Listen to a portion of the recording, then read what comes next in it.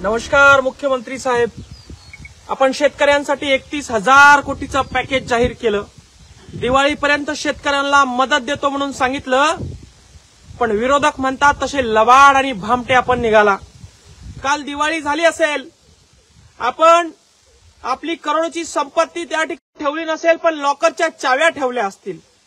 एखाद्या फ्लॅटमध्ये तुमच्या आमदार खासदारांच्या ज्या संपत्त्या दामून ठेवल्या त्या कुलपाच्या चाव्या तुम्ही पूजेसाठी ठेवल्या असतील. मात्र आमचा शेतकरी वाट बघत होता की कधी तुम्ही त्यांच्या खात्यावर जाहीर केलेले पैसे टाकतात. तुमचं खर तर एकरी 50,000ची अपेक्षा असताना सरसकट 8,500चे करोडो मदत जाहीर करायची आणि ती पण दिवाळीला देतो म्हणून सांगायचं आणि वेळ काढूपणा करायचा. काल आमच्या शेतकऱ्याची दिवाळी गोड होईल अशी अपेक्षा होती. मात्र आज शेतकरी घरात बसलेला असताना रात्री धो पाऊस पडला. ते मक्याचं या ठिकाणी पीक असताना ते भिजून निघालं. राहिलं साहिलं थोडं वाचून शेतकऱ्यांनी जपून स्वतःच्या पोटासाठी लेकरासाठी ठेवलं होतं, ते देखील कालच्या पावसानं भिजून गेलं. आज या शेतीमध्ये आम्ही आहोत. ही अद्रक आहे, बघू शकता आपण. असे हाल या अद्रकीचे झालेले आहे, असे हाल या अद्रकीचे झालेले आहे. आणि आमचे आमदार अनुराधाताई चव्हाण बॅनर तुम्ही लावता, फडणवीस साहेबांचे आभार तुम्ही मानता. जरा लाज वाटू द्या. तुमच्या मतदारसंघामध्ये शेलगावच्या जळगावच्या शिवारात आम्ही आहोत. अशी अवस्था शेतकऱ्यांची झाली आहे. जरा रस्त्यावर या, जरा बघा, जरा लाज वाटू द्या.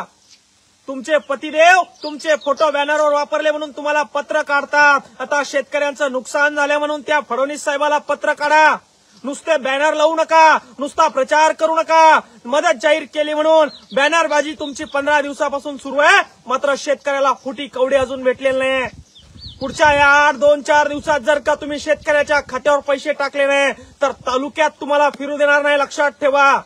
तुमचा हा प्रचाराचा पैसाचा जो सोंग आहे, हा दबदबा आहे, हा जिरवल्याशिवाय आम्ही राहणार नाही. लक्षात ठेवा.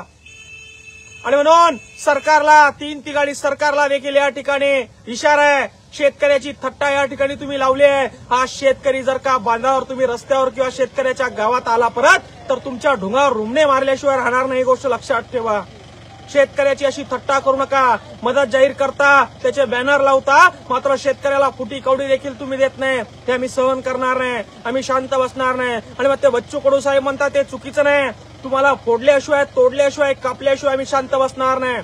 तुम्ही जर आमच्यावर अन्याय करणार असाल, मायबापाची भूमिका तुम्ही निभावणार नसाल, तर आम्हाला देखील आतंकवादी, नक्षलवादी व्हावं लागेल. आणि हे तुम्ही आम्हाला होण्यासाठी भाग पाडता. ही गोष्ट लक्षात असू द्या.